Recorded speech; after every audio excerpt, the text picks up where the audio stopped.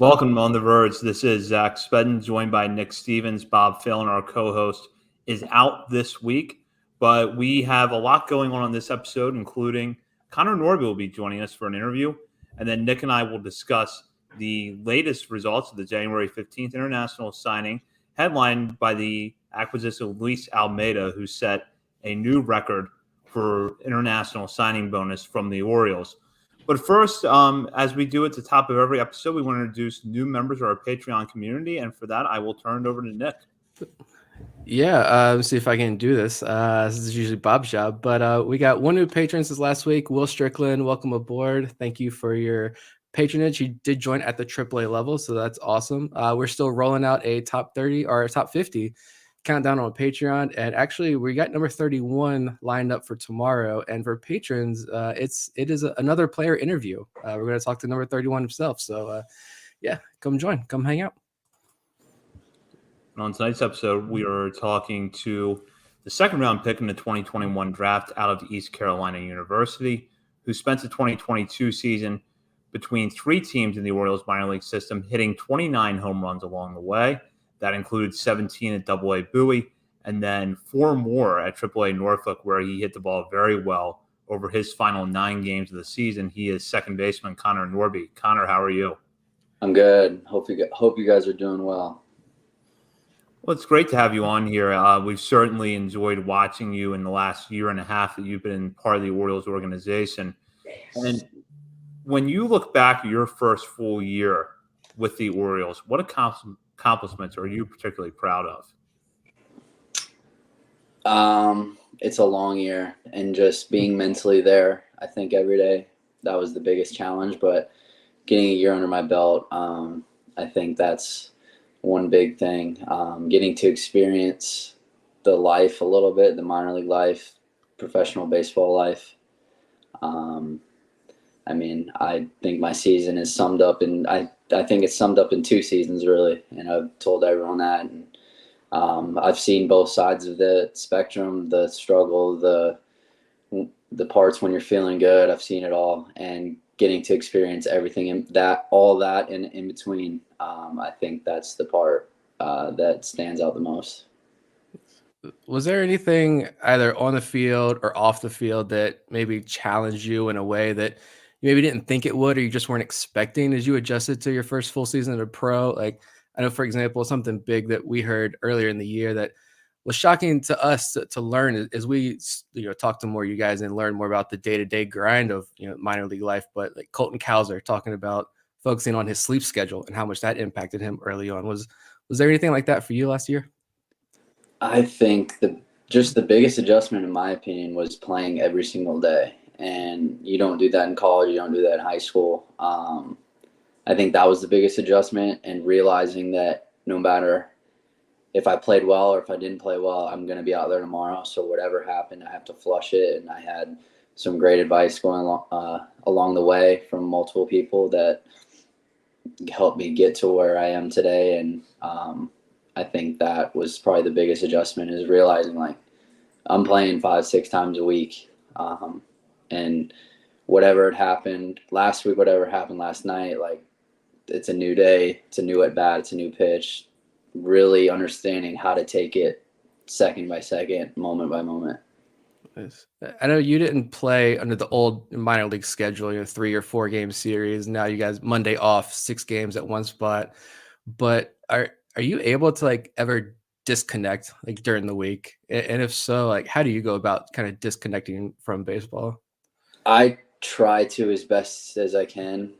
As far as when the jersey comes off, I become myself. I'm not the baseball player anymore. You try to separate the two, and I try to kick back and relax as much as I can. When I'm able to get away from the baseball side of things, I'll do it.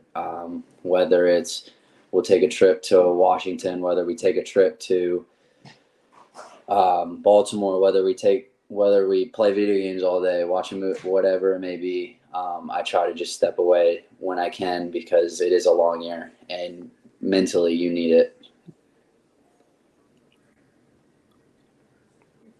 Since being drafted, what adjustments have you made to hit for more power? Your home run numbers in your final season in ECU were a big uptick from what you had done before, but you took that a step further last year. The thing that I learned at college was not making contact with every pitch so far deep, and it was learning to how to hit the ball at extension really and catch the ball a little further out in front, even if it's an away pitch, because I was storing so much power left in my backside. So I learned how to do that effectively in college. And it allowed me to still be able to do what I do and not stay inside the baseball. And then this year, I think it was just believing in myself, trusting that I put a lot of time in the weight room and I spent hours in there, and I believe in swinging and I believe in my swing itself. And I think the two biggest things for me this year were, did I swing at a good pitch, and did I swing at a good pitch, and was I in the right mind when I got up to the plate? And if I can answer those two, usually I find I can find some results. But that's just the thing. You got to find them. One thing we've seen a lot about is how good you are at actually hitting the ball out to right center field, which is something that's getting a little bit more notice now as right-handed hitters in the Orioles farm system because of the left field wall being moved back a can of yards. So is that something that's deliberate in your swing where you try to take the ball the other way, or is it just something that kind of happened over the course of the year? I learned it at a young age. I get myself in trouble when I started to pull the ball. So the left field wall being moved back, really, I never really thought about it too much, because it's like where I'd like to think my power is to center and to the gaps, especially at right center. And that's where I try to hit the ball. That's where I'm most effective, is when I'm thinking that way. So when the wall got moved back, I really didn't think twice about it. We had Kobe Mayo on a couple weeks ago and asked him who's going to get more home runs next year. Of course, he said himself, between the two of you, he said himself, but you might get him in the center field, right center department. Any response to Kobe's challenge there? We'll see. We'll see. It's a long year. We'll see. But your power display was certainly impressive all year, but it seemed like you particularly enjoyed hitting first inning home runs at all three levels.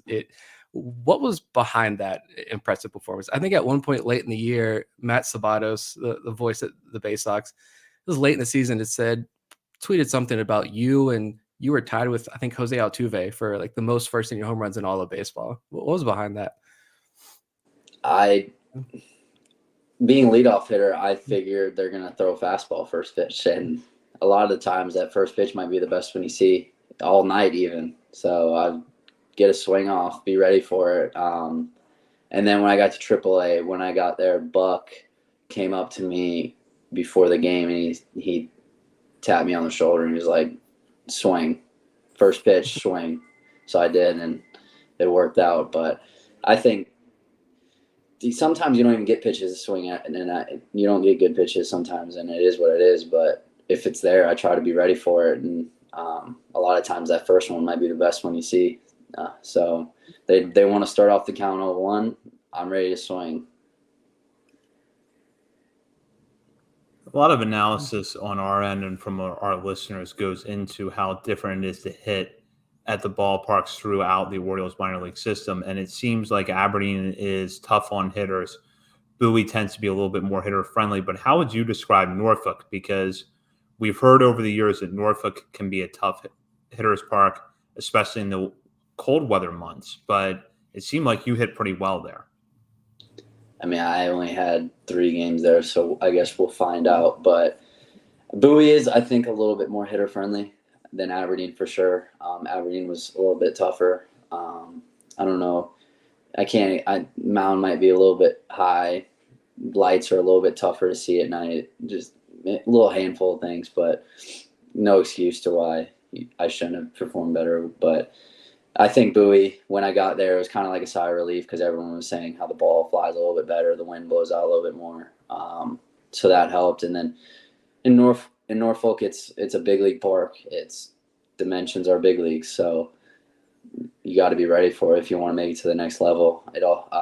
You're also using big league balls. they tend to go a little bit further. They tend to get hit a little bit harder. We always hear kind of from guys that move up from low A to double A or high A to double A about the pitchers being able to use better breaking stuff. You said you only had a couple of games up there at the AAA level, so you didn't get to see too much. But from your couple of at bats, maybe conversations with other guys, did you notice anything that stood out among the pitching from going from AA to AAA at the end of the year there? My first week was against the Bulls, and they're the best minor league team for the last 2 years. So it was kind of like welcome to it a little bit. So I was facing Yanni Chirinos and Glasnow was there rehabbing, and they had a handful of other guys, but it was awesome. I think guys' stuff gets better as you go on. I think the biggest jump, in my opinion, is high A to double A. As far as guys being able to locate their usage of off-speed pitches, their confidence in those pitches, I think that's the biggest jump. I would say AAA is guys that are more polished, and they're in between that big league, and some of them are big leaguers, some of them are established big leaguers that are there, and I think that was the biggest jump. Is they're just polished. They don't really make mistakes that much, but when they do, because every pitcher does, you got to just be ready for it. What goes into that jump from high A to double A? Because it would seem like maybe in high A, as someone who was drafted out of college, maybe you're seeing stuff that is similar to what you saw in Division I NCAA, but double A has to be much different, I would imagine. Double A, yeah. High A was a lot. There's a lot of velo, and that's where I thought I saw most of the velo throughout the year was in double A or in high A. But when I got to double A, it was that usage of off-speed pitches, like I said, and the ability to land them in any count and their confidence in them. But I would say a lot, like the top tier college pitchers that I faced are like double A pitchers, in my opinion, if not higher. I faced plenty of them, like faced Gavin Williams, faced Kyle Harrison, those type of guys. But in college, I was Jack Leiter, Kumar Rocker. Throw them in double A and then they'll have success. Going back to your time in Aberdeen, what is that like for you? You talked about some of the things that maybe contributed to why it's difficult for hitters to be a little bit more successful at Aberdeen, but what's it like for you when maybe the results aren't there, but you're making good contact on the ball, you're doing everything right maybe one night, but the results just aren't there? What is that like for you, and how do you go through that, the day-to-day of that, to get through that? I think for the first month of the season, I thought I was the unluckiest hitter on the planet, it felt like. And I had several conversations with several people about just, you're doing the right things. Just keep finding the barrel. It'll work itself out. It all comes full circle eventually. Because my stats didn't show it, which, I mean, stats don't mean a lot nowadays, especially to the guys above me. But I was just unlucky, it felt like, and I was doing the right things. I was finding the barrel, and that's all you can ask as a hitter. And it was just, you feel like you're doing things right, you're not getting rewarded, and it's humbling for sure. I think I got humbled for sure that first month, because I felt like I was doing everything I could do, and I just wasn't finding success per se. But it's, at the end of the day, what got me through it was understanding that I just have to keep doing the right things. If I find the barrel more times than not, I will get rewarded just like any other hitter. And that's what sticks with me. If I hit a ball straight now, but I hit the barrel, so be it. I did my job. I found the barrel. It seemed like having Roberto Mercado, the manager down there for the High Aberdeen Ironbirds last year, and you started there with Kobe Mayo and Colton Cowser and a big group of just talented guys. We know that Aberdeen team went on to make it to the High A Championship Series. What kind of advice are that coaching staff giving you, and how instrumental were they in helping you work through a lot of that? They were fun. All of them were really fun, and Berto really understood to let us kind of play. We'll figure ourselves out. We're going to win games. We're talented enough to win games, and if he just lets us play, and we won a lot of them. He didn't try to micromanage things. He understood that we were looking to get better, and there was things that each of us wanted to do and how we had to improve individually. But at the end of the day, he let us play, and I think that's what led to the success, because he knew the talent that we had throughout the lineup, throughout the rotation, and he just kind of let us go. The Orioles clearly love their defensive versatility with prospects, and you saw some time in left field last season. Did you have much experience working out or playing in the outfield while at ECU, or was this a relatively new experience for you? I've never once played the outfield. I actually, when I was younger, they put me in the outfield one game, and I'd usually played short. And I remember playing outfield on the dirt still. And so I've never played out there. It was actually kind of my idea. I'd been bugging him about it for a little bit because I saw Taryn, and I lean on Taryn a lot at times. And I was watching him do both, and they were like, let's try it. So, and Taryn happened to be rehabbing with us at the time, and they said, go take some fly balls with him, go pick his brain a little bit. So I did, and I enjoyed it. And it was one of those things that they did it for me, like let me play out there once a week to kind of get used to it, kind of get some work in. It also helped get me off my feet a little bit. Being on the grass more so than the dirt. But at the end of the day, I wanted to be out there because it increases my ability, increases my versatility, which versatility is never a bad thing. What kind of? It sounds like you have had conversations with Taryn Vavra, and it would seem like the two of you have similar backgrounds. Both are second basemen. Both have a good understanding of the strike zone. Both have good bat to ball skills. So, how did you first get introduced to him, and what are your conversations like, and how do you try to pick his brain? I kind of knew him, or got to know him through Minnesota. The background of me being from Minnesota and him being a big hockey fan. So that's kind of how it got started. And getting to work with him at camp, and then when he was rehabbing in Aberdeen, and getting to know him there even better. And when he actually wasn't in AAA, but we still talk every couple of weeks now. But getting to pick his brain on what he sees, what he's thinking in the box, how he goes about his work. That's the biggest thing, is watching what he does. And you try to pick apart guys like that, like Gunnar, like Adley. When I'm around them, I try to see what they do for as far as prep work, and try to implement it in my own way and see how it works for me. But how I got to know Taryn was through the Minnesota background type thing. And he's been awesome. Going back to your defense though, at second base, I think a lot of people, they see the home runs, they see the bat, but the question we get all the time is, well, how's his defense, for people who maybe aren't watching MILB TV or getting to the ballpark to watch you live? What's the defense at second base? So we had Tim DeJohn on last week, and he said the biggest thing with you is that you give 100% every single time you're out there, and how hard you work to perfect your craft. But what specifically have you been working on to improve your defense at second base and get ready for the next level, now that you're just one step away from the major leagues?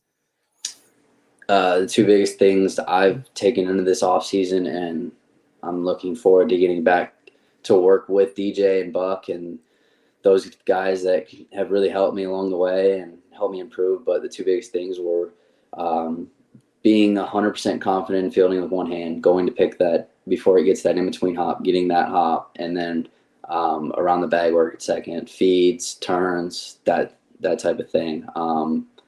But you can just, about this defense thing, I'll just let DJ answer that for all the people that are wondering. He had high praise for your defense, so. So you got a chance to play with Joey Ortiz a lot last year at Bowie, and then again at Norfolk. What is it like to play alongside him in the infield? You got muted. Me and him kind of gelled right away. And I've met him before. I met him at camp last year, and getting to play with him, I think we clicked right from the get-go, and getting to work with him every day. I think the words you guys use or what DJ used was he's a wizard, and he really is. So getting to work with him, and when I'm around people that are better than me or just as talented, like my game's gonna raise. Hopefully their game raises too. I always want to improve, and he's always eager to learn and improve it as well. And sometimes it's hard for him to improve because he's so good on the defensive side of the ball. But me and him kind of clicked, and we rolled with it, and we became really close over our time in Bowie. And when he left, I was kind of sad for a little bit because I was like, I don't have Joey up there, up the middle with me. But I'm looking forward to getting back to work with him because he's awesome. When you look at the upper levels of this system, you have yourself talk about Terran Vavra, Joey Ortiz, Gunnar Henderson is up in the big leagues now, Jordan Westberg, Cesar Prieto, Daryl Hernandez. I mean, we can just keep going on and on, but all of you guys are in the upper levels of the minors now. How has this group impacted your development since joining the organization and getting to play alongside this really impressive deep group of middle infielders? Like I said, I think competition brings out the best in anyone, and you just named a bunch of guys that are going to be in the big leagues for a long time. And when you're around that type of caliber of players, your game's going to elevate too. But I get to work with them every day, which is the cool part. And I get to see them every day and see how they go about their business. And they're great players, and they will continue to be for a long time. So trying to pick their brains as much as I can without trying to be like the annoying little brother type person. But I hope to call them teammates soon. That's the goal. And I know we all have one goal. But they're top class people, top class players. You're obviously playing with a lot of talented guys in the Orioles farm system right now. Is there a teammate of yours, whether it's a hitter or a pitcher, that you think flies under the radar a little bit, maybe doesn't get enough credit for how good they are? I can name you 5 probably. There's so many guys in this org. Sometimes it feels overwhelming at times because our organization is so loaded, and I tell people that all the time. It almost feels full at times, to be honest with you. But I think there's 2 big guys, and I think Daryl Hernandez is one, and I know you guys have talked about him. He's young, he's talented, he's eager, he's hungry. I think John Rose is another. He's young, he's eager, he's hungry. But I think those are the 2 big guys to watch out for wherever they start. And when it clicks for them, it clicks and they're on. Is there a guy, if you had to switch roles and they had to throw you on the mound, who is the one guy that in this organization that you do not want stepping in that batter's box to face against you? I actually used to pitch too, but I'm not. There's no way I'm getting on the mound now. Does Adley count? Yeah, we'll count Adley. Okay, Adley. His plate discipline is too good. He would spit on all my stuff. I don't got anything to beat him with either. I don't think many people do. So. No, there's not many. There's really not. But his plate discipline, I think him and Terran have their understanding of what the strike zone is it's incredible. So as we kind of, good. I was gonna say, as we kind of wrap up here and your off season wraps up, is there anything specific you've been focused on? You talked about a couple things on the defensive side of things, but is there anything specifically that you've been focusing on this off season as you prepare for 2023? And what are you looking to improve upon the most heading into next year? The thing I'm looking to improve on the most this year is just finding that consistency, not riding the roller coaster, I like to say. But what I've been working on this offseason is the defensive side of the ball. Like I've said, I've worked a lot on that. And hitting, I love to hit. Everyone loves to hit, but I really love to hit. And and just trying to find the barrels many times. I'll do a lot of different velos. I'll do a lot of different types of shapes off the machine. I just want to mash, in my opinion. So I'm trying to just find the barrel as much as I can and see how many. Try to hit some more homers this year, but we'll see. Before we wrap up here, we do have a couple of questions from our listeners, and I'll start with Sterling in our Patreon group. What are some of your off-season hobbies? And if you game, are you an Xbox or PlayStation guy? My hobbies. I love to watch movies. I do play the PlayStation. Those are about the only two things I do. We did get a question from Keith Mayo. I think you may know him. He says, who's the bigger hockey fan, you or Kobe? I am. Kobe just found out what hockey was a year ago. Let's relax. He's from Florida. There's no ice in Florida. I've always wondered why there's so many hockey teams in the state of Florida. But me and him really got into it last year, especially being roommates, and I expect nothing to change this year. He would still talk hockey all the time. Nice. So what is that dynamic like? Which teams are you guys rooting for? He's a Panthers fan and I'm a Wild fan. But when we play, we'll play each other, and you can ask him who's up in the series because he knows. But we'll do a randoms. You do, it's called three randoms and a suicide. So you kind of just get what the game gives you, and you'll play at those teams. There seems to be some pretty intense competition between you guys when it comes to hockey. They do get intense. A couple of controllers have been thrown before. Kobe's very vocal at times too. He can yell really loud. I feel bad for whoever's whoever neighbors to us in the apartments sometimes, but it's all in good fun. We enjoy it. Love it. Well, Connor, best of luck to you. For a little bit of time that's left here in this offseason, in the spring training, we'll certainly be following you and rooting for you this year. Thank you, guys. I appreciate it. Yeah, thank you for coming on. Thank you for having me. Quick word here from our sponsor, DraftKings. The NFL playoff action continues. We're one step closer to Super Bowl 57. And for the NFL divisional round, check out DraftKings Sportsbook, an official sports betting partner of the NFL. New customers can bet just $5 and get $200 in free bets instantly. Plus, all new and exciting customers can take a shot at an even bigger payout with DraftKings stepped-up same-game parlays. Boost your NFL winnings with each leg you add up to 100%. Think Trevor Lawrence continues his Saturday streak against the Chiefs? Will the 49ers ride the hot hand of Mr. Irrelevant Brock Purdy against the Cowboys? Download a DraftKings Sportsbook app and use code on the Verge. New customers can bet $5 on the NFL divisional round and get $200 in free bets instantly only at DraftKings Sportsbook with code on the Verge.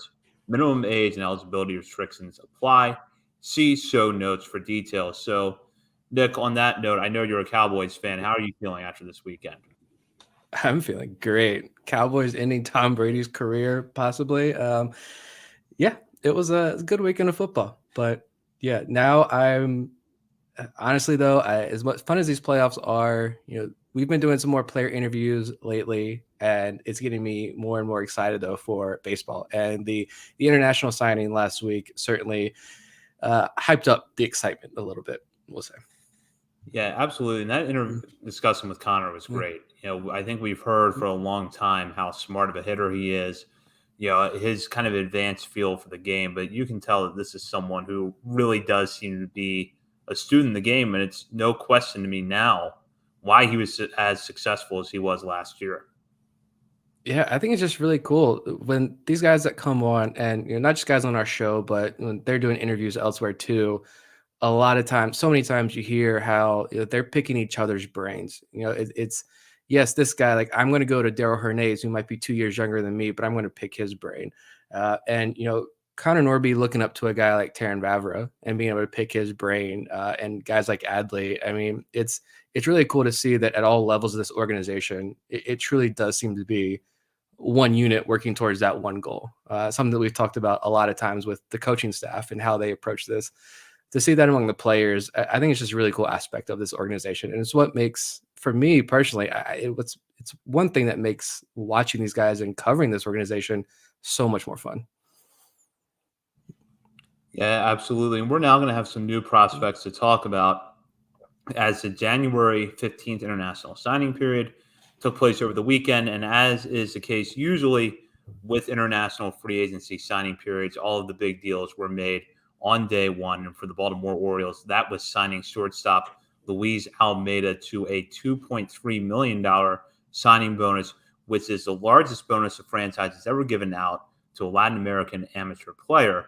And if you've been keeping score, you know that that is the third consecutive international signing period in which the Orioles set that record, as Samuel Basallo was paid $1.3 million in 2021 before Braylon Tavera received $1.7 million last year. Almeida has a very interesting background. He was actually born in the United States and did not move to the Dominican Republic until he was 15, as he and his family moved there to care for his grandmother who has Alzheimer's disease. Up to that point, Almeida was considered a rising prospect in the 2025 MLB amateur draft class. Now, because of the move to the Dominican Republic, he's eligible to sign sooner, and he comes to terms with the Orioles. And the profile in Almeida sounds like a lot of the kind of players that the Orioles go after. Young, projectable, athletic, up-the-middle players, in Almeida's case, a shortstop with good strike zone judgment and a good arm. That is what most scouting reports suggest that he has. MLB Pipeline had him as the 20th best international prospect for this signing period. Baseball America had him at 17th. MLB Pipeline in particular gave high praise to his arm, right now grading it as a 55 on the 20 to 80 scouting scale, and noting that he, quote, projects to have a plus arm. What's also interesting about Almeida is that because of that background, where he actually developed much of his amateur baseball career in the United States, he could, in fact, skip the Dominican Summer League this year. We don't know for sure that that's going to be the case, but it is possible that Almeida will be in the FCL this year. So, Nick, we've been learning more about Almeida over the last few months as rumors picked up that the Orioles were going to sign him, and then even more after they agreed with terms with him this past weekend. So what are your thoughts on this pickup? I'm getting more and more excited about Almeida, and I think it's largely due to the fact that, like you mentioned, his background is so unique. He played baseball here in the United States up until he was 15 years old. He was, on the radar of pretty much every major college program, and so we have a lot more information about him. He did an interview, an intro press conference there with Kobe Perez on signing day, which was amazing to watch. But yeah, I think you mentioned kind of his profile there, and I just think he fits in perfectly into kind of what we've seen the last couple of years. You look at Gunnar Henderson and Jackson Holliday, for example. This is what I was thinking of as you're trying to read up more about Almeida. Holliday and Henderson were two very young, up-the-middle bats with a ton of potential. But I think Gunnar reached the big leagues not long after his 21st birthday. Holliday, as Tim DeJean alluded to last week, you guys, awesome interview there. He could possibly end next year in Double-A as a 19-year-old. So I think if the player development process goes right there, you're looking at two guys who are going to be pushed super aggressively. And with Almeida, yeah, he's just 16. And I know there's all this talks of could he skip the DSL? But Kobe Perez did say in that interview, like, we're going to slow down. We're going to take it slow with him, make sure we do this right. He is still just a 16-year-old kid, doesn't turn 17, I think, until sometime in April. So let him develop. But I don't think it's crazy to think the kid just signed last week, looking way ahead. But I think he's on that same type of trajectory, though. He's a young kid who the organization can be aggressive with once he gets in and starts playing. And he's got an enormously high ceiling. That's why the Orioles paid him $2.3 million. And with his amateur background being so much different than his peers, I just don't think it's crazy to think that he could be an 18-year-old kid ending next year in high A.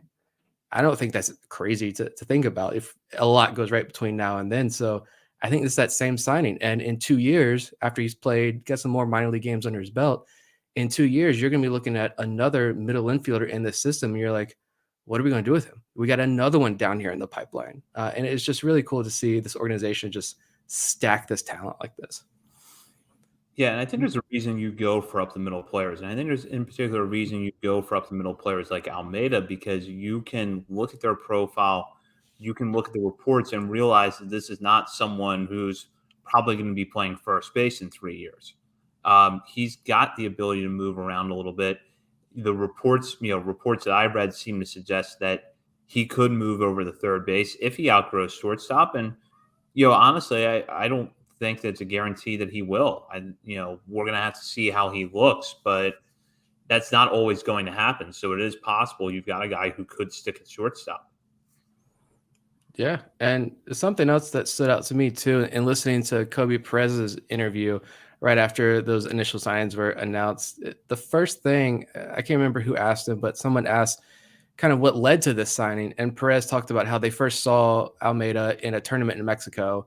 And then seeing that he's from New Jersey, there's Jersey connections, the Orioles were able to do some background work there. And one of the first things Perez started talking about was Almeida's family and where he comes from and the good head on his shoulders and what his parents did for a living. And just it's another instance of this organization making sure they bring in these high character guys. It's leaders, true team players. A couple of these guys, I think we're going to highlight a few that stood out to us, but the Orioles player development Twitter account highlighted a couple of these signings, and you saw that in some of their descriptions, like a leader, true leader on the field. And so it's really cool. There are so many similarities I'm seeing between how they go about attacking the amateur draft and now how they're attacking the international side of this.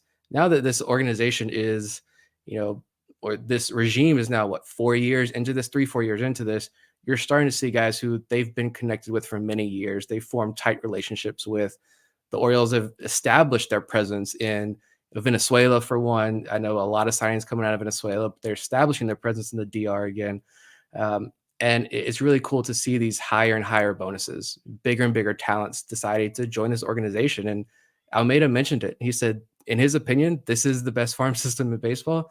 And he thinks this organization is going to be the best one to help him develop as a player and a person. And he said from the start, the Orioles were the team that he wanted to sign with. And that's really cool to start seeing these international guys being excited to join Baltimore. As we know, it's been an area of baseball that I know I never paid attention to growing up because the Orioles weren't players in this. So it's fun to be looking at this from a different angle now. Yeah, I think it's actually worth taking a step back and looking at the big picture of what has happened since Mike Elias took over the baseball operations in this organization and brought in Kobe Perez. I think everyone knew that becoming big players in Latin America and being more aggressive international free agency was something the Orioles had to do if they were going to compete with the other 29 teams in Major League Baseball, because it was clear that they were so far behind the curve before that. I don't know that I necessarily saw sort of the acceleration in those efforts coming the way that they have, where you have this new academy coming in Dominican Republic. That's going to be a major investment that it should be finished soon, hopefully. You've seen record bonuses giving out in 3 straight off seasons, and you're looking not just at that, but then, as I pointed out in a piece of Baltimore Sports and Life yesterday, probably the biggest success story so far of the international free agents that have been signed by Michael Elias and Kobe Perez is Frederick Ben-Cosme, who got $10,000. Was not a guy that was, on any big list going into that signing period in 2020. Someone who really did not get attention nationally until last year. And he's now probably a consensus top 30 prospect in this organization. So when you really step back, the Orioles are being more aggressive, but there are signs there they're being smart about it too. And I should stress that we're years away probably from knowing if any of this is going to work or how much of it is going to work, but there are some very early positive signs here. Yeah, it's kind of like I mentioned how the Orioles attack the amateur draft versus what they're doing on the international side of things now. I think it's the same strategy also there in that in those first couple of picks, you're going for your Adley, you're going for Colton Cowser, you're going for your Jackson Holiday, you're going for these high ceiling guys, these guys that you can be aggressive with early on in their development, and they're up for that challenge.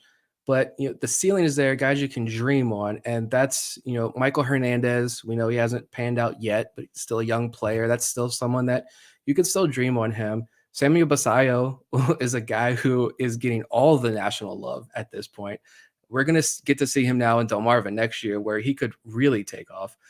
You're seeing that the top ends of these class. Hopefully, Braylon Tavera makes a lot of noise this upcoming season, but you're seeing these high-end guys. Almeida this year with the high ceilings, but you mentioned Ben Cosme being a top 30 prospect now, signed for $10,000.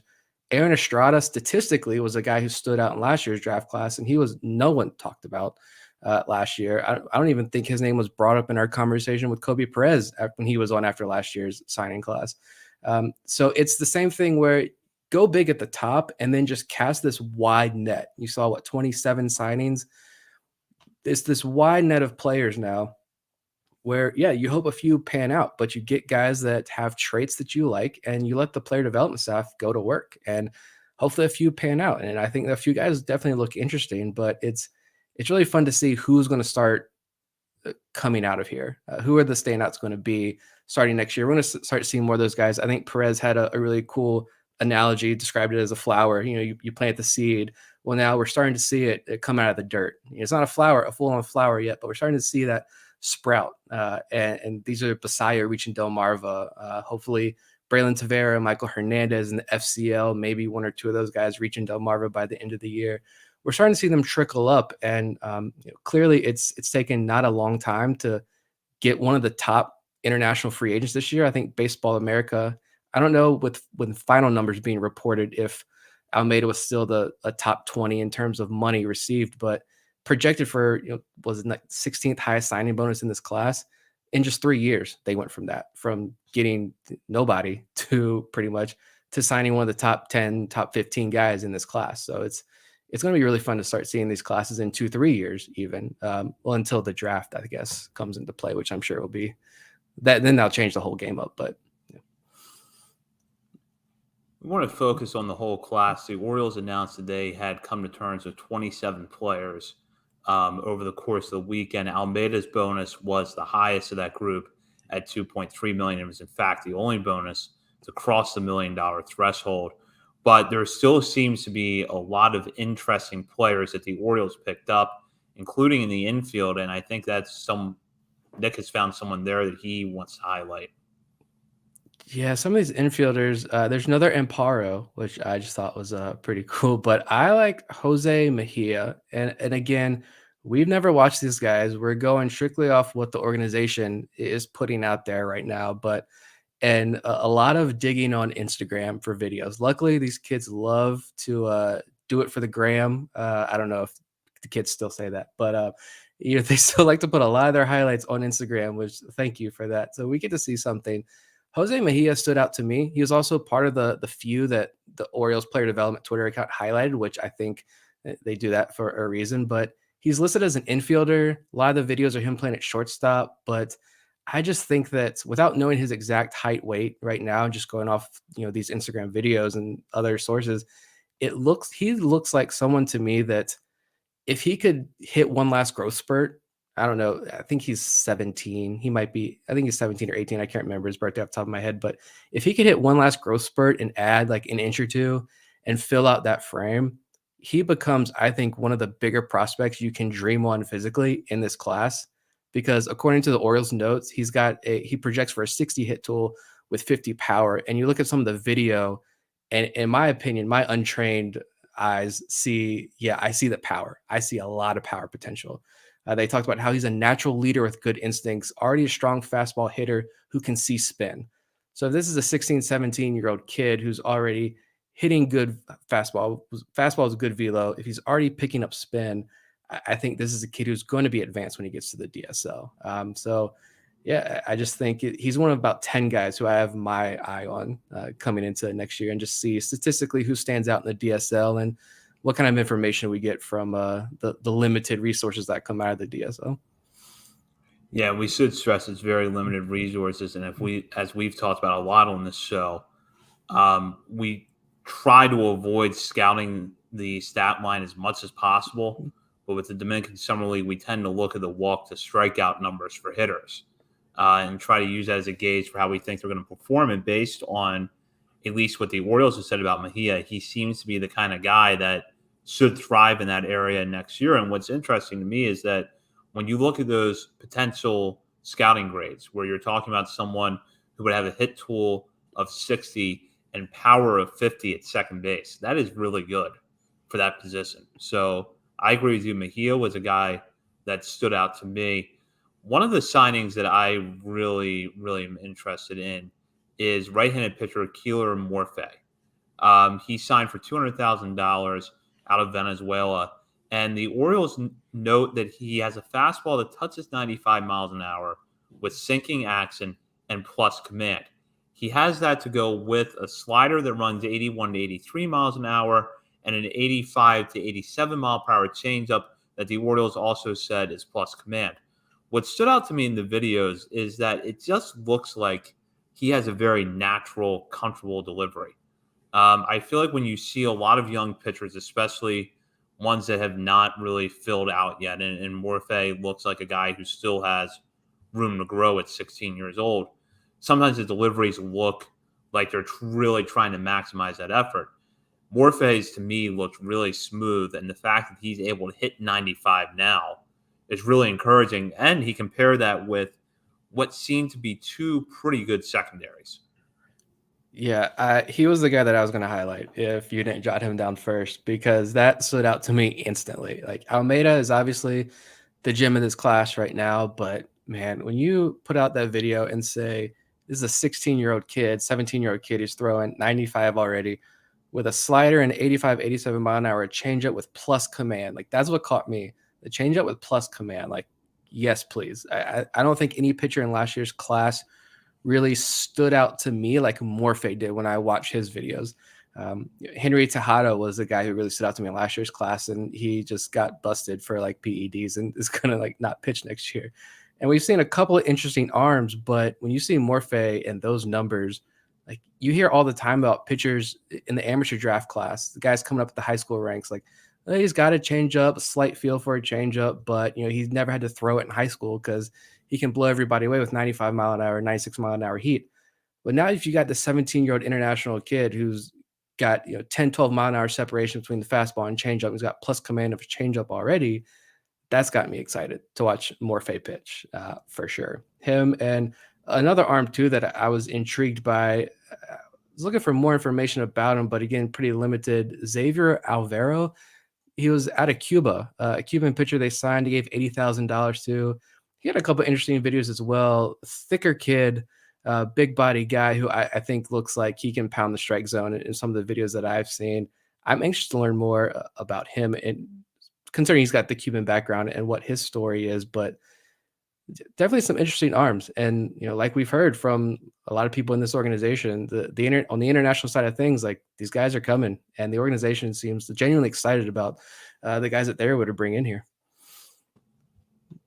Speaking of pitchers, what stood out to me was the Orioles write-up of Francisco Morel. Now, when you issue a press release announcing your international free agency class and you pick players to highlight, you're obviously going to point out the positive attributes. But what I found interesting was that their report about Morel, they explicitly said that he projects as a middle of the rotation starter, which is not an easy thing to do with a 17-year-old player, to project them as a mid-rotation guy. But when you look at what he reportedly has to offer, a fastball that reaches 92 miles an hour with a lot of movement and plus life, a decent changeup, and that's how the Orioles phrased it, to go with a 12-6 curveball. Now, from the left side at 17 years old, to be throwing 92 with a changeup and a curveball is a great place to start.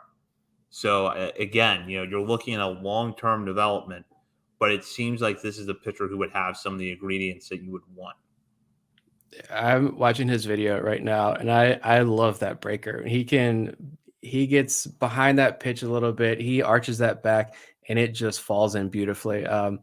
It's the pitchers that I'm kind of most intrigued to see by, because it's not the guys we talk about the Houston Astros model all the time. It's not the guys that they give big signing bonuses to. It's guys they signed later in the process. It's guys they gave the minimum to, who are now contributing to a World Series team. So this is where the area that I'm most intrigued by, because I want to see, is some of that magic going to work its way here in Baltimore, and which of these guys start to stand out for us. And we're going to start to see more of these guys next year in the FCL and in Delmarva. But we're seeing Davy Cruz already last year and some other guys. It's good to see more influx of these types of pitchers. It's all these pitchers. It seems like they're bigger kids. They're tall. They're already got a good frame. And if they're only 17 years old, there's a lot of, you talk about projection all the time. There's a lot of physical projection with these guys. Looking at Moreo right now, I mean, could he be throwing 96, 97 in 5 years and being a DL Hall type pitcher? I mean, it's fun to, this is the part that I love. It's just what could become of these kids. They're so young. These highlights are so good. Obviously, they're good highlight tapes, but it's fun to dream on what these guys can become in a couple of years in this player development system. Now, not that we view or should view signing bonuses as an indication of prospect status. And if you look at our lists over the years, you'll see that is the case, where we're not always going to look at a signing bonus to determine the player's prospect status. But for listeners who are wondering how the bonus money was distributed, as I noted earlier, Almeida was the only player to receive a bonus that was 7 figures. The second highest bonus reported by multiple sources, including The Athletic, was Joshua Lorenzo, who received $500,000. The Orioles described Lorenzo as a shortstop with immense power, a loose swing, and plus bat speed. And also apparently shows loose defensive action, good footwork, and a plus arm over from the left side of the infield. So kind of sounds familiar. Projectable bat, shortstop with a good arm. Again, we're going to have to see how he performs once he gets into the organization, but clearly an interesting skill set already. Yeah. And like you mentioned, I mean, yeah, the signing bonuses, you got Almeida, and outside of him, there's not a lot of other names that got a ton of money. But I like this strategy, especially right now as you're continuing to fill out the lower levels of the minor leagues, your DSL rosters, your FCL rosters, and you're still establishing your presence in a lot of these countries.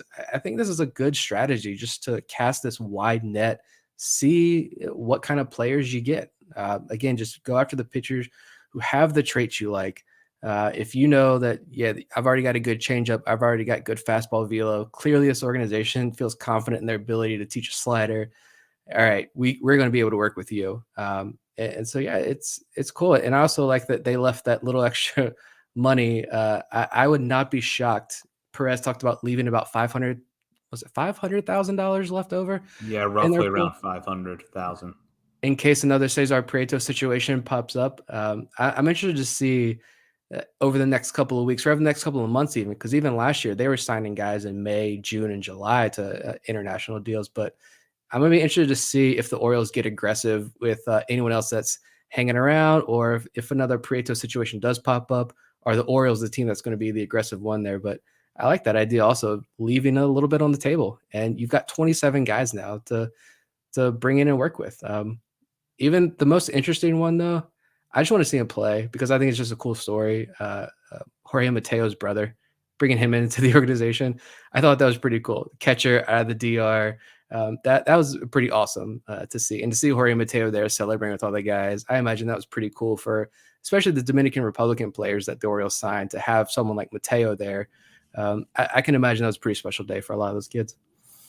Absolutely. And I'll wrap up our discussion here about the international signings with this, which is that we have always talked about maybe the international signings compared to the draft, which one raises the floor of the farm system versus which one raises the ceiling. You factor into the prospects that the Orioles picked up in trades in recent years. So, Nick, looking at this class, would you say the Orioles have raised the ceiling of the farm system, have raised the floor, or perhaps a little bit of both?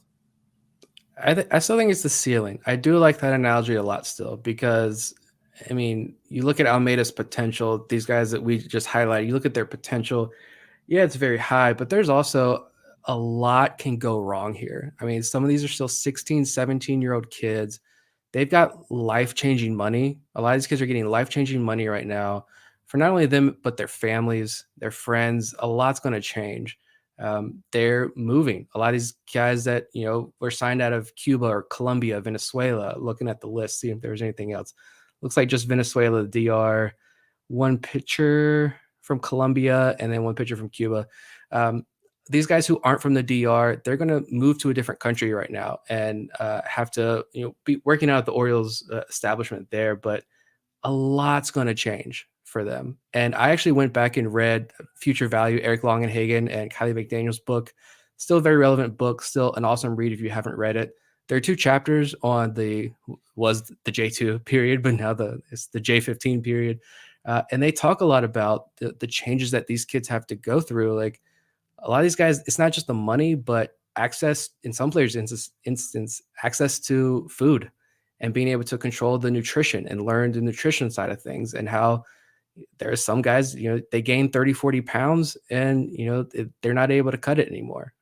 We know a large percentage of these guys are not going to make it to full season ball, but that's why I like you raise the ceiling, because the potential is enormous. But yeah, the floor is certainly extremely low with these guys.